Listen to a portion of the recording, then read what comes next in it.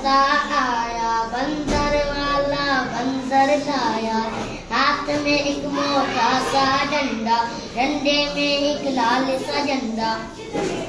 कंधे पर मेला सा झूला, पीछे बंदर भोला भोला। बंदर के साथ एक बंदरिया, पहने हुए एक लाल गगरिया। कोच बाजारों से गुजरता, चौक से आया डुक डुक करता। एक देख के कुछ लोगों का झुकट, उसने घेर जमाया झटपट। जब लोगों ने घेरा बांधा, सुनने लगा कांधे से कांधा।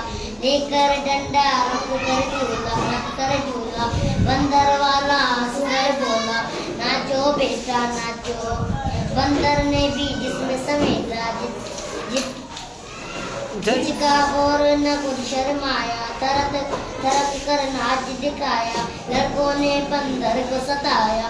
बंदर को भी गुस्सा आया, चिपटा उन पर डंडा लेकर उनको डराया बुद्धि देकर। करके तमाशा ऐसे ऐसे सबसे मांगे पैसे पैसे। वक्त अभी था ठंडा ठंडा, चलता बना ले झूला डंडा।